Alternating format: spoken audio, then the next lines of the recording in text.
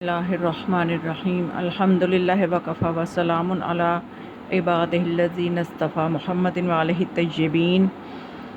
ایام امام علی علیہ السلام ہیں اور ہمیں زیادہ سے زیادہ اپنے امام علیہ السلام کا تذکرہ کرنا چاہیے اور ان کی معرفت کے لیے کوشش کرنی چاہیے، اور خاص طور پہ ان ایام میں جو کہ مولا علی علیہ السلام کی شہادت سے منسوب ہیں، تو ہمیں اس میں اپنے امام کی زیادہ سے زیادہ معرفت کی کوشش کرنی چاہیے۔ اس حوالے سے ایک بہت ہی خوبصورت مناظرہ ہے جو امام محمد باقر علیہ السلام کا مناظرہ ہے، جو کہ ایک خارجی کے ساتھ آپ نے کیا، اور اس میں اپنے جد امیر المؤمنین علی بن ابی طالب علیہ السلام کے حق میں بہت خوبصورت دلیل ہے جو امام باقر علیہ السلام نے پیش کی اس خارجی کو، کہ وہ خارجی بھی جو ہے وہ کلمہ حق کہے بغیر نہ رہ سکا۔ تو علامہ مجلسی بہار الانوار میں لکھتے ہیں کہ عبداللہ بن نافع ازرق خوارج کا سردار تھا۔ ایک مرتبہ اس نے کہا کہ پوری دنیا میں ایک شخص بھی ایسا نہیں ہے جو جنگ نہروان کو شرعی نقطہ نگاہ سے صحیح ثابت کر سکے۔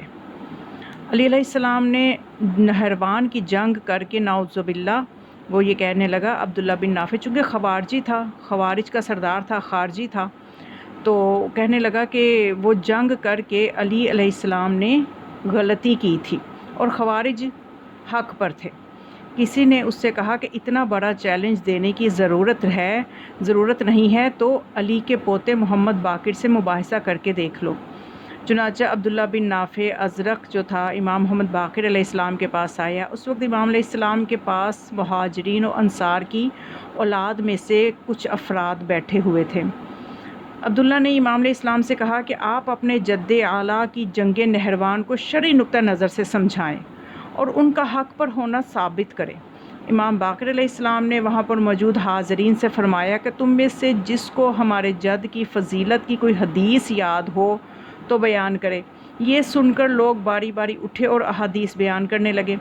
ایک شخص نے رسول پاک صلی اللہ علیہ وآلہ وسلم کی یہ حدیث بیان کی، لَأُوتِيَنَّ الرَّأْيَةَ غَدًا رَجُلًا يُحِبُّ اللَّهَ وَرَسُولَهُ وَيُحِبُّهُ اللَّهُ وَرَسُولُهُ لَا يَرْجِعُ حَتَّى يَفْتَحَ اللَّهُ عَلَى يَدَيْهِ۔ امام علیہ السلام نے خوارج کے سردار سے پوچھا تم اس حدیث کے متعلق کیا کہتے ہو؟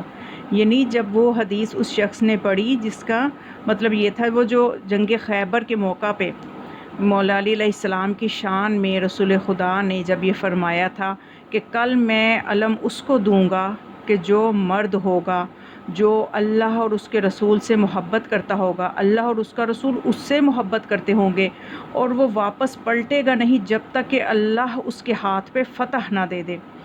تو اس حدیث کے متعلق امام علیہ السلام نے اس خارجی سے کہا کہ بتاؤ تم کیا کہتے ہو؟ اس نے کہا یہ حدیث صحیح ہے، لیکن علی علیہ السلام بعد میں نعوذ باللہ، اس خارجی کے الفاظ ہیں نقل کفر نہ باشد، کہنے لگا کہ بعد میں جو ہے وہ علی علیہ السلام جو ہے بعد میں کافر ہو گئے تھے۔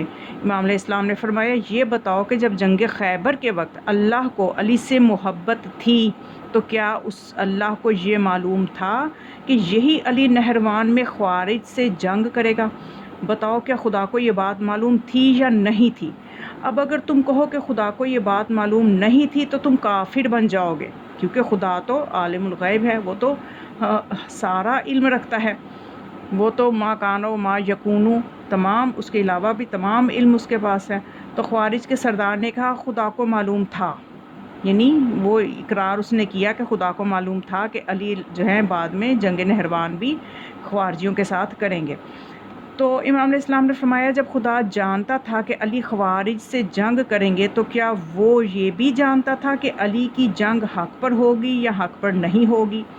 تو اس خوارج کے سردار نے کہا خدا جانتا تھا کہ وہ میری اطاعت پر ہوگا۔ تو امام علیہ السلام نے فرمایا اس سے ثابت ہوا کہ علی علیہ السلام کی جنگ حق پر تھی۔ اگر علی علیہ السلام کی جنگ نعوذ باللہ معصیت پر ہوتی تو خدا اسے کبھی اپنا محبوب نہ کہتا۔